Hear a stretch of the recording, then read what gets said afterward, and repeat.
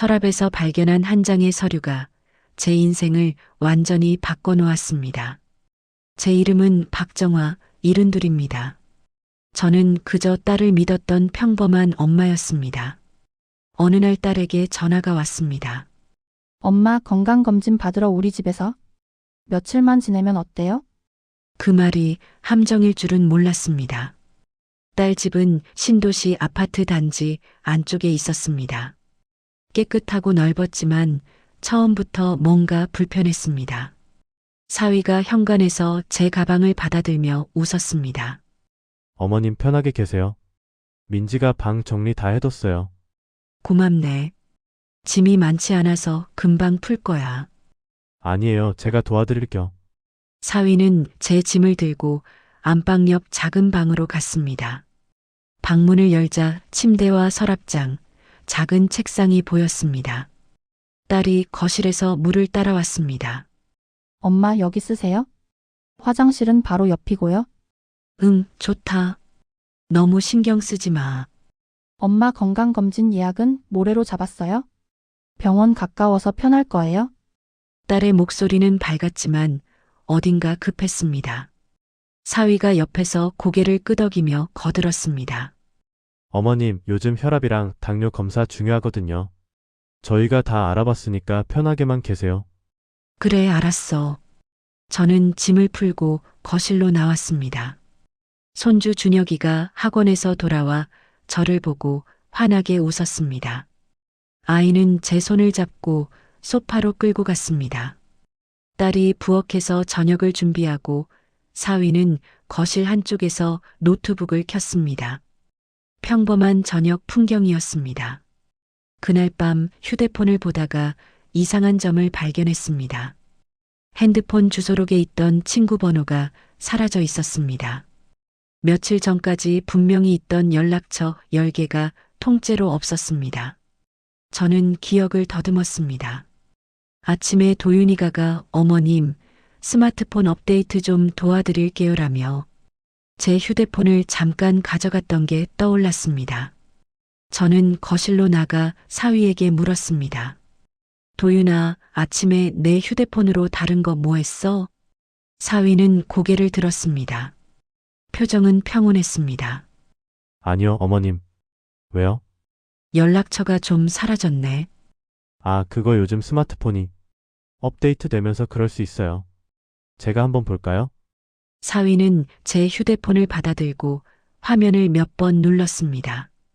그리고 고개를 갸우뚱했습니다.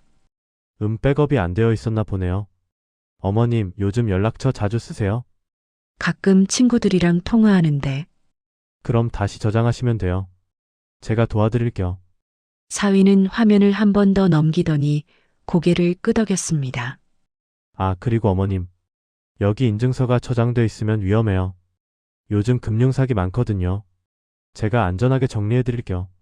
사위는 몇 번 더 화면을 누르고 나서 휴대폰을 돌려줬습니다. 저는 뭔가 이상했지만 딸 앞에서 말하기가 꺼려졌습니다. 그냥 고개를 끄덕이고 방으로 들어갔습니다. 이틀 뒤 건강검진을 받으러 병원에 갔습니다. 딸과 사위가 함께 따라왔습니다. 검사를 마치고 대기실에서 기다리는데 사위가 물었습니다. 어머님, 요즘 잠은 잘 주무세요? 응, 괜찮아. 기억력은요? 가끔 깜빡하실 때 있으세요? 갑자기 나온 질문이었습니다. 저는 잠깐 멈칫했습니다. 나이 들면 그럴 수도 있지. 왜? 아니에요. 그냥 궁금해서요. 요즘 치매 검사도 같이 하는 게 좋다고 해서요. 딸이 옆에서 거들었습니다. 엄마 괜찮아요? 그냥 기본 검사 하나 더 받는 거예요? 저는 대답하지 않았습니다. 가슴 한쪽이 서늘해졌습니다. 왜 갑자기 치매 이야기가 나오는지 알 수 없었습니다. 그날 저녁 방에서 서랍을 정리하다가 우연히 서랍장 맨 아래 칸을 열었습니다. 그곳에는 두꺼운 서류철이 놓여 있었습니다. 원래 잠금 장치가 있는 칸이었는데 열쇠가 꽂힌 채로 있었습니다. 딸 이름으로 된 것 같았는데 저는 그냥 호기심에 펼쳐봤습니다. 첫 장은 대출 서류였습니다. 금액이 8천만 원이었고 연대보증인 란에 제 이름이 적혀 있었습니다. 두 번째 장은 보험 설계서였습니다. 보험 수익자가 강도윤으로 되어 있었고 변경 날짜는 3개월 전이었습니다. 저는 숨이 막혔습니다. 제 이름을 쓴 적도 도장을 찍은 적도 없었습니다. 손이 떨려서 서류를 다시 넣었습니다. 그리고 거실로 나가려다가 멈췄습니다. 사위가 부엌에서 물을 따르고 있었습니다. 저는 조용히 물었습니다. 도윤아, 서랍에 있는 서류들, 그게 뭐야?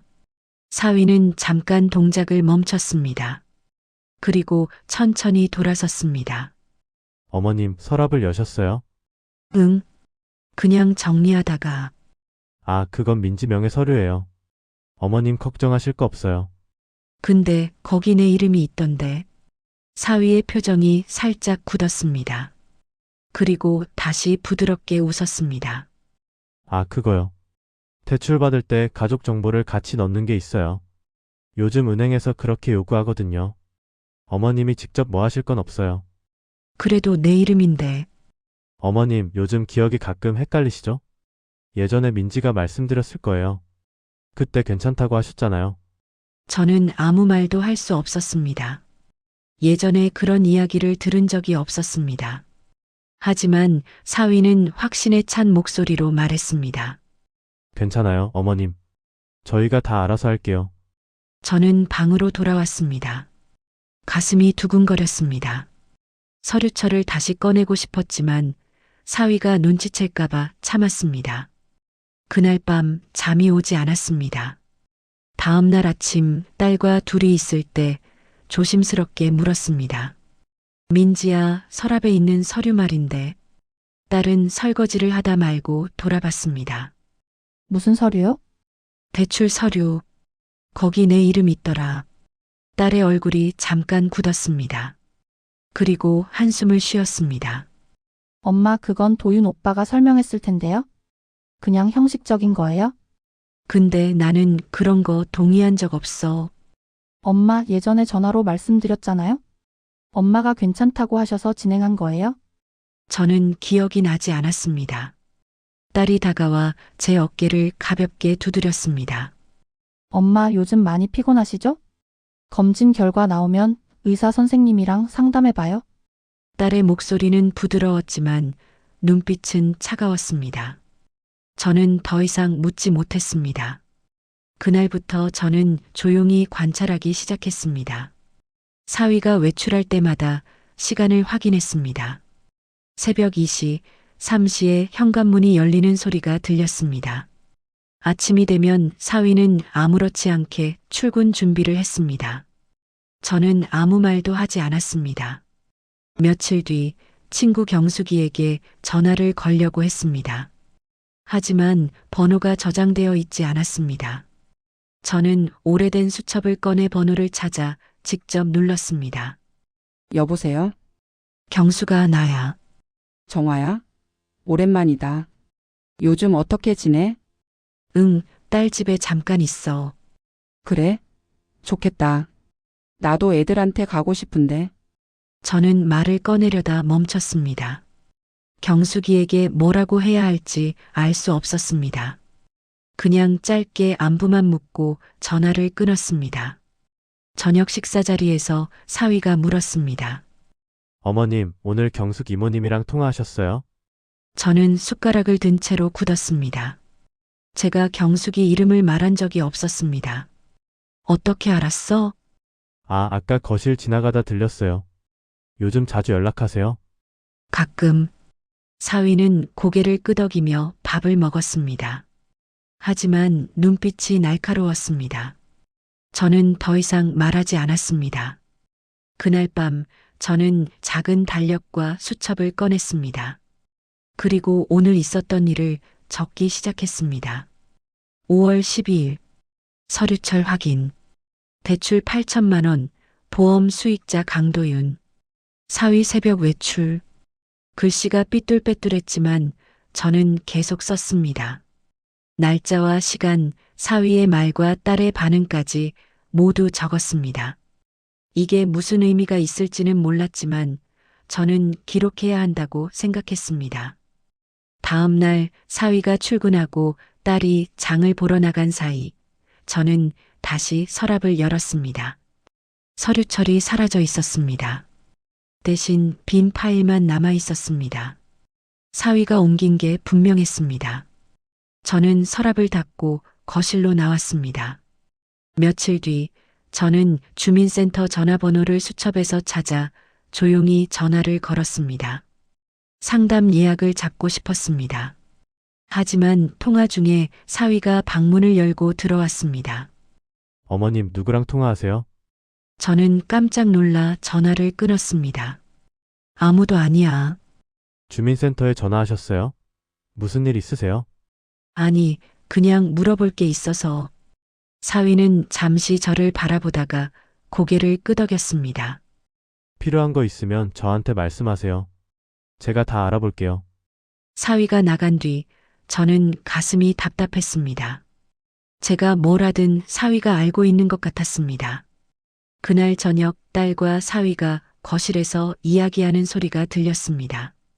저는 방문을 살짝 열고 들었습니다. 민지야, 어머님 요즘 좀 이상하지 않아? 무슨 말이에요? 자꾸 서류 이야기하시고 주민센터도 전화하시고. 혹시 병원 검사 결과 나왔어? 아직이요? 근데 왜요? 아니, 요즘 어머님이 기억을 자꾸 헷갈려 하시는 것 같아서. 치매 초기 증상일 수도 있어. 딸이 한숨을 쉬었습니다.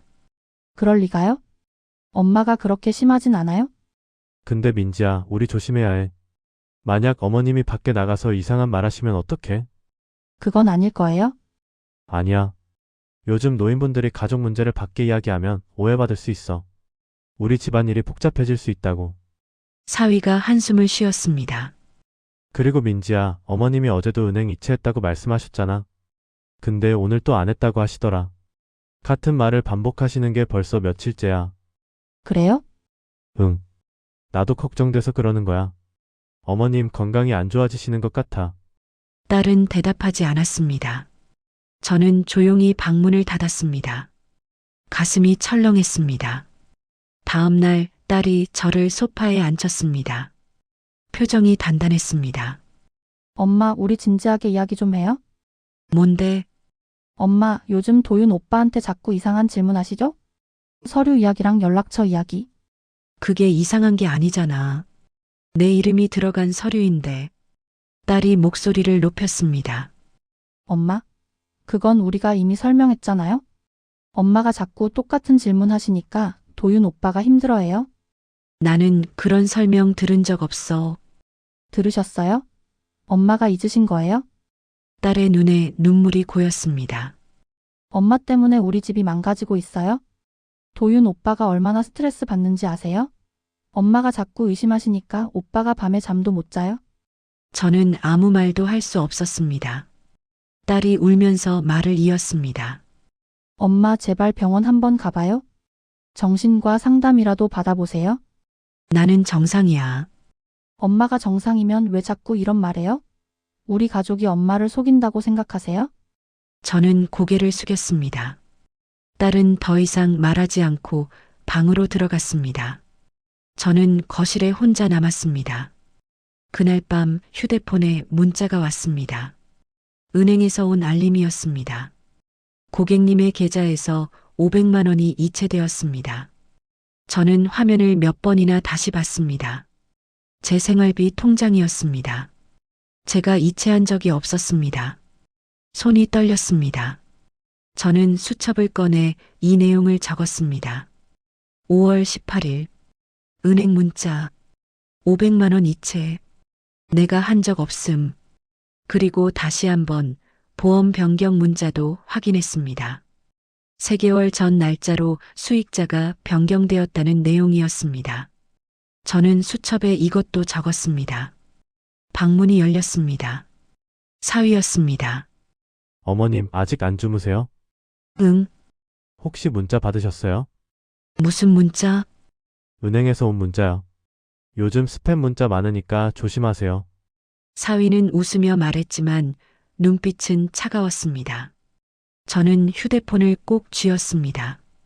알았어. 사위가 나간 뒤 저는 수첩을 베개 밑에 숨겼습니다. 휴대폰 화면을 켜니 낮에 주민센터에서 보낸 예약 확인 문자가 떠 있었습니다. 5월 20일 오전 10시 금융복지 상담 예약이 확정되었습니다. 저는 문자를 빠르게 지웠습니다. 그리고 눈을 감았습니다. 잠이 오지 않았지만 저는 계속 눈을 감고 있었습니다. 주민센터는 아파트 단지에서 걸어서 10분 거리였습니다. 저는 사위가 출근하고 딸이 아이를 학원에 데려다 주는 사이 조용히 집을 나섰습니다. 5월 20일 오전 10시 예약 시간에 맞춰 도착했습니다. 상담실 문패에는 금융복지 연계 상담이라고 적혀 있었습니다.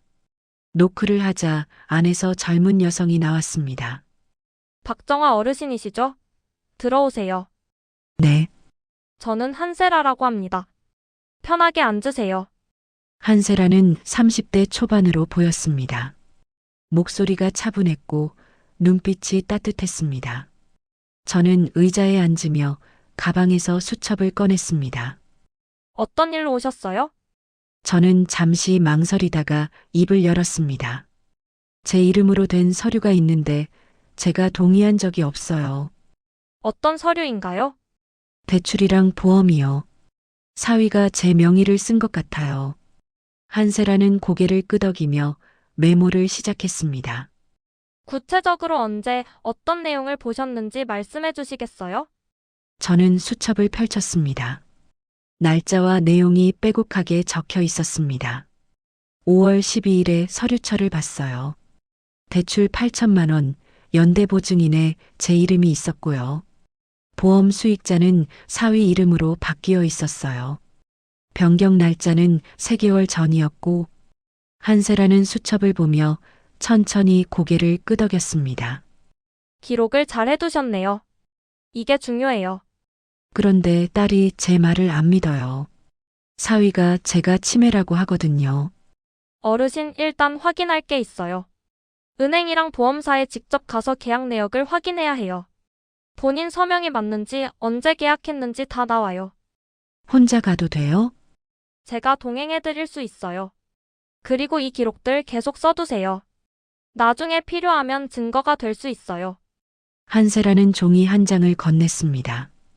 확인해야 할 항목들이 적혀 있었습니다. 거래 내역, 인증서 사용 기록, 보험 수익자 변경 이력.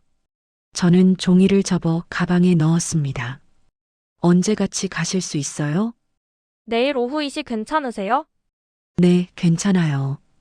저는 주민센터를 나왔습니다. 가슴이 조금 가벼워졌습니다. 혼자가 아니라는 생각이 들었습니다. 다음 날 오후 한세라와 함께 은행에 갔습니다. 창구 직원에게 신분증을 내밀며 말했습니다. 제 명의로 된 대출 내역 좀 확인하고 싶어요. 직원은 컴퓨터를 두드렸습니다. 그리고 고개를 갸우뚱했습니다. 어르신 3개월 전에 8천만 원. 대출이 실행됐네요. 인증서로 승인하셨고요. 제가 인증서를 쓴 적이 없는데요. 기록상으로는 어르신 인증서로 되어 있어요. 혹시 가족분이 대신 하셨을 수도 있고요. 한세라가 옆에서 물었습니다. 인증서 사용 시간이랑 장소 확인 가능할까요? 네, 잠시만요. 직원은 다시 화면을 확인했습니다. 2월 15일 오후 3시 20분, IP 주소는 인천 신도시 쪽이네요. 저는 수첩을 꺼내 그날 날짜를 확인했습니다. 2월 15일 딸 집에 처음 간 날이었습니다. 오후 3시쯤 저는 검진을 받고 있었습니다. 그날 저는 병원에 있었어요. 한세라가 말했습니다. 이 내역 출력 가능할까요? 공식 서류로요. 네, 가능합니다. 직원은 서류를 출력해줬습니다. 저는 그걸 받아 가방에 넣었습니다. 은행을 나와 보험사로 갔습니다. 상담사는 중년 여성이었습니다. 보험 수익자 변경 이력 확인하러 오셨어요? 네. 상담사는 화면을 보며 설명했습니다. 2월 18일에 수익자가 박정아님에서 강도윤님으로 변경됐네요. 서류는 우편으로 발송됐고 서명은 본인 확인됐다고 나와 있어요. 제가 서명한 적 없어요. 그럼 혹시 대리인이 하셨을 수도 있어요. 요즘은 가족이 대신 처리하는 경우도 많거든요. 한세라가 다시 물었습니다. 변경 서류 사본 받을 수 있을까요? 네, 출력해 드릴게요. 상담사는 서류를 건넸습니다. 서명란에는 제 이름이 적혀 있었지만 필체가 달랐습니다. 저는 그걸 보며 손이 떨렸습니다. 이거 제 글씨가 아니에요. 한세라가 제 어깨를 가볍게 두드렸습니다. 괜찮아요. 이것도 증거가 돼요. 저는 서류를 접어 가방에 넣었습니다. 그리고 주민센터로 돌아왔습니다. 한세라는 사무실에서 저를 앉히고 말했습니다. 어르신 이제 기록을 정리해야 해요. 날짜, 금액, 서류 다 정리해서 보관하세요. 그리고 혹시 집에서 더 이상한 일 생기면 바로 연락 주세요. 고맙습니다. 그리고 어르신 혹시 경찰 신고 생각해 보셨어요? 저는 고개를 저었습니다. 아직은 딸이 있어서요. 알겠어요. 하지만 상황이 더 나빠지면 꼭 신고하셔야 해요. 저는 고개를 끄덕이고 집으로 돌아왔습니다. 현관문을 열고 들어서는데 사위가 거실에 서 있었습니다. 퇴근 시간이 아직 한참 남았는데 집에 있었습니다. 어머님, 어디 갔다 오세요? 산책. 산책이요? 요즘 자주 나가시네요. 사위는 제 가방을 쳐다봤습니다. 저는 가방을 꼭 쥐었습니다. 오늘 어디 다녀오셨는지 여쭤봐도 돼요? 그냥 주변 좀 걸었어. 사위는 잠시 저를 바라보다가 고개를 끄덕였습니다. 그러셨군요. 조심하세요. 요즘 날씨가 더워서요. 사위는 방으로 들어갔습니다. 저는 가슴이 두근거렸습니다. 딸은 부엌에서 저녁 준비를 하고 있었습니다. 엄마 어디 갔다 오세요? 응, 산책. 딸은 더 묻지 않았습니다. 저는 방으로 들어가 문을 잠갔습니다. 가방에서 서류들을 꺼냈습니다. 대출 내역, 보험 변경 서류, 모두 사본이었지만 충분했습니다. 하지만 집에만 두면 위험했습니다. 저는 서류 일부를 수첩에 끼우고 USB는 따로 분리했습니다. 원본 서류는 베개 밑에, USB는 옷장 구석 속옷 사이에 숨겼습니다. 며칠 뒤 저는 아파트 1층 우편함을 확인하러 내려갔습니다. 그곳에서 경비반장 최경수 씨를 만났습니다. 최경수 씨는 58살쯤 되어 보였고 늘 친절하게 인사했습니다. 어머님, 요즘 자주 보이시네요. 네, 딸 집에 잠깐 있어요. 아, 그러시구나. 건강은 괜찮으세요? 네, 괜찮아요. 최경수 씨는 잠시 주저하다가 물었습니다. 혹시 사위분이 강도윤 씨 맞으시죠? 네, 맞아요. 그분 요즘 밤에 자주 외출하시던데 혹시 무슨 일 있으세요? 저는 깜짝 놀랐습니다. 밤에요? 네, CCTV 기록 보면 새벽 2시, 3시에 나가시는 거 몇 번 봤어요. 주차장 쪽으로요. 어디 가시는지 아세요? 그건 모르겠어요. 그냥 차 타고 나가시더라고요. 한 2시간쯤 있다가 돌아오시고. 저는 고개를 끄덕였습니다. 혹시 CCTV 기록 확인할 수 있어요? 관리사무소에 요청하시면 돼요. 근데 본인이나 가족만 가능해요. 알겠어요. 고맙습니다. 저는 우편함을 확인하고 다시 올라왔습니다. 새벽 외출. 사위가 어디를 가는지 알 수 없었지만 뭔가 숨기고 있는 게 분명했습니다. 그날 밤 저는 일부러 잠을 자지 않고 기다렸습니다. 새벽 2시 30분쯤 현관문이 열리는 소리가 들렸습니다. 저는 방문을 살짝 열고 복도를 봤습니다. 사위가 외투를 걸치고 나가는 모습이 보였습니다. 저는 수첩을 꺼내 시간을 적었습니다. 5월 25일 새벽 2시 30분. 사위 외출. 4시쯤 다시 문이 열렸습니다. 사위가 돌아왔습니다. 저는 시간을 또 적었습니다. 다음 날 저는 관리사무소에 전화를 걸었습니다. CCTV 기록 확인하고 싶은데요. 본인 확인 필요합니다. 신분증 가지고 오세요. 저는 관리사무소로 갔습니다. 직원이 신분증을 확인하고 물었습니다. 어느 날짜 기록 보시려고요? 5월 20일부터 25일까지요. 직원은 화면을 켰습니다. 주차장 CCTV 영상이 나왔습니다. 사위의 차가 새벽마다 나가는 모습이 보였습니다. 저는 화면을 보며 날짜와 시간을 수첩에 적었습니다. 이거 사본 받을 수 있어요? USB 가져오시면 복사해 드릴 수 있어요. 알겠어요. 저는 관리사무소를 나와 편의점에서 USB를 샀습니다. 그리고 다시 돌아가 영상을 복사받았습니다. USB를 가방 깊숙이 넣고 집으로 돌아왔습니다. 그날 저녁 딸이 저를 불렀습니다. 표정이 심각했습니다. 엄마, 우리 이야기 좀 해요? 뭔데? 도윤 오빠가 그러는데 엄마 요즘 이상하게 행동하신대요? 무슨 말이야?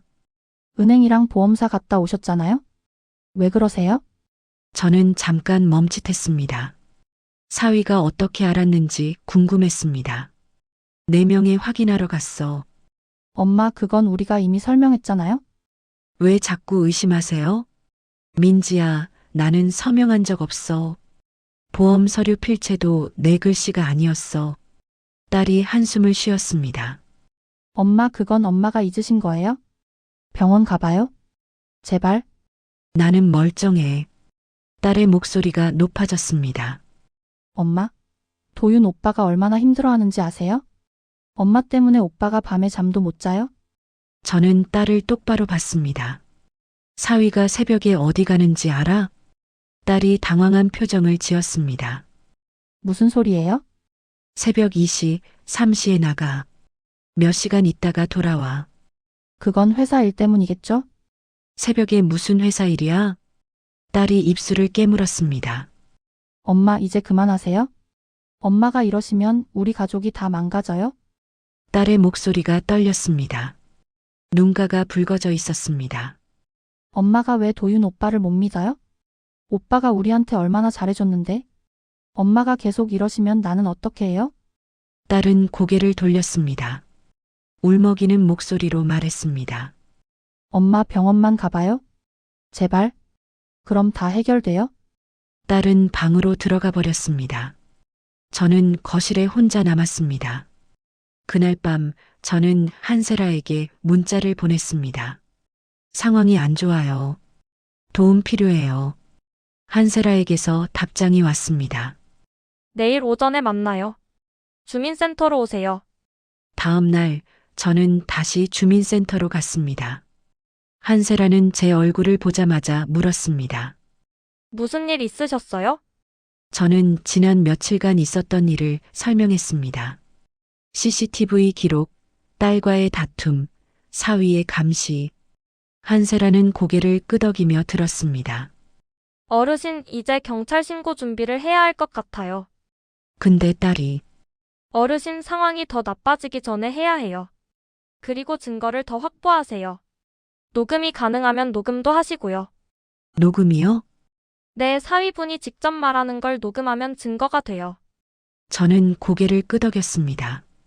한세라가 작은 블루투스 이어폰을 꺼냈습니다. 이거 녹음 기능 있어요. 제 개인 물건인데 잠깐 빌려드릴게요. 사용법 알려드릴게요. 한세라는 이어폰 사용법을 천천히 설명했습니다. 버튼을 길게 누르면 녹음이 시작되고 다시 누르면 멈춘다고 했습니다. 조심해서 쓰세요. 들키면 위험할 수 있어요. 고맙습니다. 저는 이어폰을 받아 가방에 넣었습니다. 그리고 집으로 돌아왔습니다. 며칠 뒤 저는 방 청소를 하다가 서랍 깊숙한 곳에서 서류 봉투를 발견했습니다. 열어보니 병원 서류였습니다. 정신과 입원 상담 신청서라고 적혀 있었고 제 이름이 적혀 있었습니다. 아래쪽에는 보호자란의 강도윤, 서민지의 이름이 있었습니다. 저는 숨이 막혔습니다. 사위가 저를 정신병원에 보내려고 준비하고 있었습니다. 날짜는 6월 1일로 되어 있었습니다. 일주일 뒤였습니다. 손이 떨렸습니다. 저는 서류를 사진으로 찍었습니다. 그리고 다시 원래 자리에 넣었습니다. 저는 즉시 한세라에게 전화를 걸었습니다. 이번 서류를 찾았어요. 6월 1일로 되어 있어요. 어르신 지금 바로 오실 수 있어요? 경찰 상담 연결해 드릴게요. 네, 갈게요. 저는 서둘러 주민센터로 갔습니다. 한세라가 이미 경찰과 통화를 해놓았습니다. 형사 한 명이 와 있었습니다. 박정화 어르신이시죠? 저는 형사 이준호입니다. 네. 저는 가방에서 서류들을 꺼냈습니다.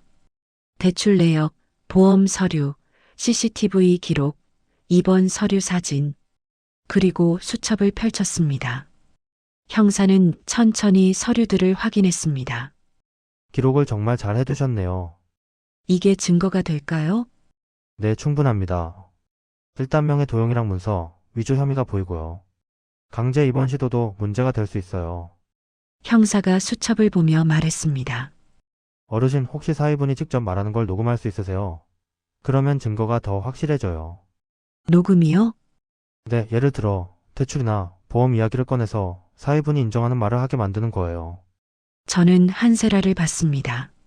한세라가 고개를 끄덕였습니다. 제가 이미 녹음기 빌려드렸어요. 형사가 말했습니다. 조심하세요. 들키면 위험할 수 있어요. 하지만 녹음이 있으면 현장에서 바로 조치할 수 있습니다. 저는 고개를 끄덕였습니다. 형사가 명함을 건넸습니다. 녹음 끝나면 바로 연락 주세요. 제가 직접 가겠습니다. 저는 명함을 받아 가방에 넣었습니다. 그리고 집으로 돌아왔습니다. 그날 밤 저는 이어폰을 꺼내 사용법을 다시 확인했습니다. 그리고 질문을 생각했습니다. 사위가 대답할 만한 질문. 대출, 보험, 입원. 저는 수첩에 질문을 적었습니다. 대출 서류에 내 이름이 왜 들어갔는지, 보험 수익자는 왜 바뀌었는지, 입원 서류는 뭔지. 다음 날 저는 기회를 기다렸습니다. 사위가 퇴근하고 딸이 아이를 재우러 들어간 사이 저는 거실로 나갔습니다. 사위가 소파에 앉아 노트북을 보고 있었습니다. 도윤아, 이야기 좀 할 수 있어? 사위는 고개를 들었습니다. 네, 어머님. 무슨 일이세요? 저는 주머니에서 이어폰을 꺼내 귀에 꽂았습니다. 평소처럼 음악을 듣는 것처럼 보이게 했습니다. 손가락으로 버튼을 길게 눌렀습니다. 작은 진동이 느껴졌습니다. 녹음이 시작됐습니다. 저는 조용히 물었습니다. 대출 서류 말인데 내 이름이 왜 연대보증인으로 되어 있어요? 사위의 표정이 잠깐 굳었습니다. 그리고 웃었습니다. 어머님, 그건 은행에서 요구한 거예요. 가족 정보 넣어야 한다고요. 근데 내가 동의한 적 없잖아. 어머님이 전화로 괜찮다고 하셨잖아요. 기억 안 나세요? 나는 그런 적 없어. 사위가 한숨을 쉬었습니다. 어머님, 요즘 기억이 많이 안 좋으시죠? 그래서 병원 가보시라는 거예요. 보험 수익자도 왜 너 이름으로 바뀌었어? 사위의 눈빛이 차갑게 변했습니다. 어머님, 그건 민지랑 상의해서 바꾼 거예요. 나중에 어머님한테 무슨 일 생기면 제가 처리해야 하니까요. 내 동의 없이? 어머님 동의 받았어요. 어머님이 잊으신 거예요. 저는 더 밀어붙였습니다. 그럼 이번 서류는 6월 1일로 되어 있던데. 사위가 벌떡 일어났습니다. 표정이 완전히 바뀌었습니다. 어머님, 제 서랍 뒤지셨어요? 우연히 봤어. 우연이요? 사위는 한숨을 깊게 쉬었습니다. 목소리가 낮아졌습니다. 어머님, 그건 민지가 상담 받아본 거예요. 요즘 어머님 상태 때문에요. 내가 무슨 상태인데? 어머님, 은행이랑 보험사 찾아다니시는 거 다 알아요. 주민센터도 가시고. 이러시면 안 돼요.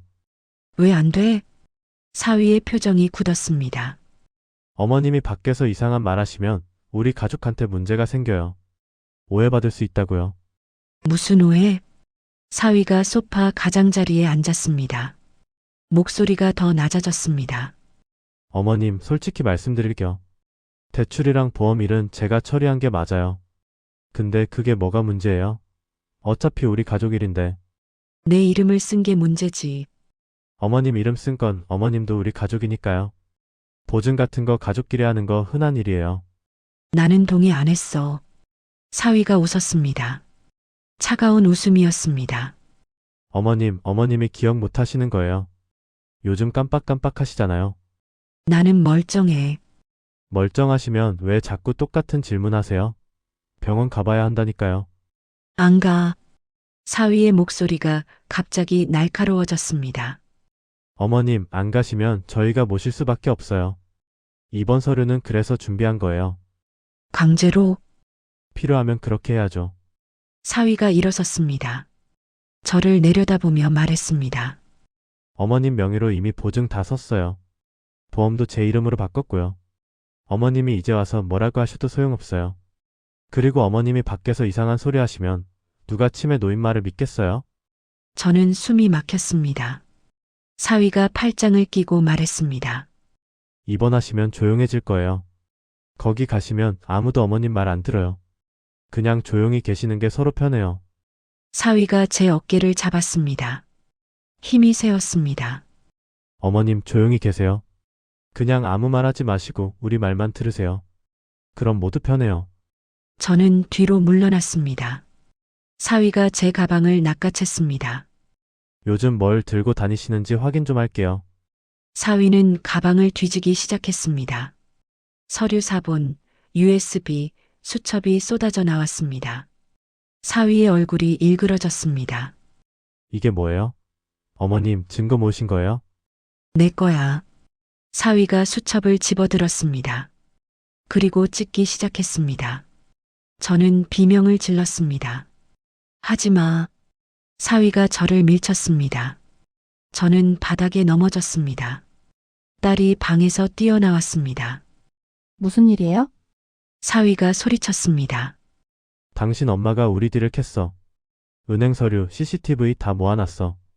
딸이 바닥에 흩어진 서류들을 봤습니다. 은행 거래 내역, 보험 서류 사본. 딸의 손이 떨렸습니다. 엄마 이게 진짜예요? 딸이 저를 봤습니다.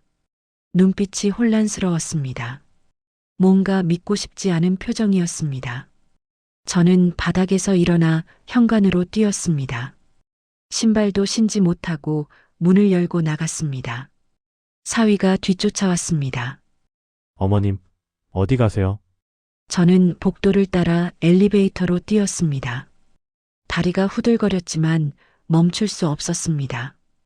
엘리베이터 문이 열렸습니다. 저는 뛰어들어가 버튼을 눌렀습니다. 사위가 복도 끝에서 달려왔지만 문이 닫혔습니다. 1층에 내려 로비로 나갔습니다. 경비실에 최경수 씨가 있었습니다. 어머님, 무슨 일이세요? 저는 숨을 헐떡이며 말했습니다. 경찰 불러주세요. 최경수 씨는 놀란 표정으로 전화를 집어들었습니다. 저는 경비실 의자에 주저앉았습니다. 가방은 없었지만 이어폰은 아직 귀에 있었습니다. 녹음이 계속되고 있었습니다. 경비실에 앉아 있는데 다리가 후들거렸습니다. 최경수 씨가 물 한 컵을 건넸습니다. 어르신 괜찮으세요? 네, 괜찮아요. 경찰 오는 중입니다. 조금만 기다리세요. 저는 고개를 끄덕였습니다. 귀에 꽂힌 이어폰에서 작은 불빛이 깜빡였습니다. 아직 녹음이 계속되고 있었습니다. 저는 버튼을 길게 눌러 녹음을 멈췄습니다. 10분쯤 지나 경찰차가 아파트 앞에 도착했습니다. 형사 이준호 씨가 경비실로 들어왔습니다. 박정화 어르신이시죠? 네, 무슨 일이 있으셨는지 말씀해 주시겠어요? 저는 떨리는 목소리로 설명했습니다. 사위가 가방을 뺏으려 했고 서류와 수첩을 찢었고 저를 밀쳤다고. 형사는 고개를 끄덕이며 메모했습니다. 증거는 확보하셨어요. 녹음했어요. 저는 이어폰을 꺼내 형사에게 건넸습니다. 형사는 이어폰을 연결해 재생했습니다. 사위의 목소리가 작게 들렸습니다. 어머님 명의로 이미 보증 다 썼어요. 보험도 제 이름으로 바꿨고요. 형사는 끝까지 듣고 나서 고개를 끄덕였습니다. 이거면 충분합니다. 명예 도용, 문서, 위조, 강요 혐의가 명확하네요. 그리고 어르신께서 폭행당하셨고 증거물이 훼손됐다고 하셨죠? 긴급 상황으로 판단되니까 지금 바로 올라가서 확인하겠습니다. 제가 같이 가야 하나요? 네, 현장 확인과 피해 상황 진술이 필요합니다. 괜찮으시겠어요? 저는 숨을 깊게 들이마셨습니다. 괜찮아요. 최경수 씨가 옆에서 말했습니다. 제가 같이 가겠습니다. 오늘 새벽 외출건도 증언해야 하니까요. 형사가 고개를 끄덕였습니다. 좋습니다. 그럼 올라가시죠. 우리는 엘리베이터를 타고 올라갔습니다. 현관문 앞에 서자 안에서 소리가 들렸습니다. 사위와 딸이 이야기하는 소리였습니다. 형사가 초인종을 눌렀습니다. 문이 열렸습니다. 사위가 나왔습니다. 표정이 굳었습니다. 누구세요? 경찰입니다. 강도현 씨 맞으시죠? 네, 무슨 일이신지. 박정아 어르신께서 신고하셨습니다. 들어가도 될까요? 사위는 잠시 망설이다가 문을 열었습니다. 거실에는 찢어진 수첩과 흩어진 서류들이 그대로 있었습니다.